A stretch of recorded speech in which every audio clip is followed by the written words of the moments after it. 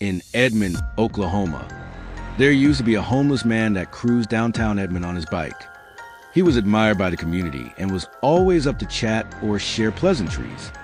The man's name was Dwight Morgan, but for years, locals simply knew him as Bicycle Bob. On October 18, 2009, his familiar presence was violently extinguished. Morgan was discovered in an alleyway, beaten and stabbed to death in a crime of shocking brutality. He had suffered hundreds of puncture wounds, and at the scene, police found a broken, bloodied hammer. More disturbing still, one of the victim's fingers had been severed and taken. Edmond Police Department Lieutenant Christy Hopper later described the scene as the most brutal homicides she had ever worked. 3 weeks passed with no solid leads. Then, a man named Sean Parker walked into the police station with a terrifying claim, pointing the finger at his wife's friend, Connor Mason. Parker recounted a visit from Mason, who had dated his wife, Heather Holden, in high school. Mason was carrying a plastic glove filled with blood. He handed it to Holden, who, instead of being horrified, started getting all excited. When Parker asked what it was, she replied, "It's a finger." Parker confronted Mason, who responded with a cold, menacing question. "Well, it all depends on are you going to call the cops or not." Parker told Detective Marco that Mason admitted to bludgeoning Morgan with a hammer, then fatally stabbing him.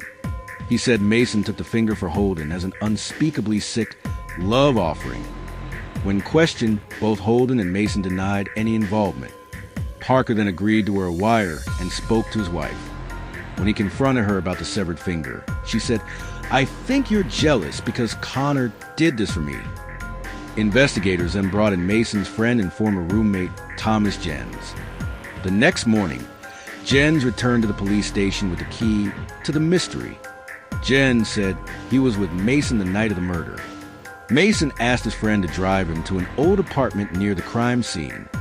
When Mason returned an hour later, he looked really happy and had specks of blood on his face. Jen stated, "Connor was really excited to tell me that he had killed a homeless guy with a hammer and a knife.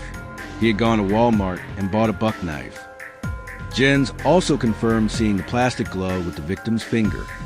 Walmart security footage proved Mason had purchased a knife. Parker, after her own arrest, finally confessed to having knowledge of the killing. She admitted the finger was cut off while the victim was still alive. Her statement, combined with evidence that led to the recovery of the murder weapon, a knife with a broken tip that matched a piece of metal found in the victim's skull. This evidence sealed the case. The killers, driven by a desire for a dark thrill and complete disregard for human life, were brought to justice. Connor Mason pleaded guilty to first-degree murder. Mason's grandfather is a former highly rated local television personality who had a share of legal troubles ranging from drug possession to assault charges. The co-defendants, Heather Holden pleaded guilty to obstructing an officer, and Nicholas Kerr pleaded guilty to accessory to murder after fact. The senseless, brutal murder of Dwight Morgan, or Bicycle Bob, remains one of the most chilling acts of violence in the history of Edmond, Oklahoma.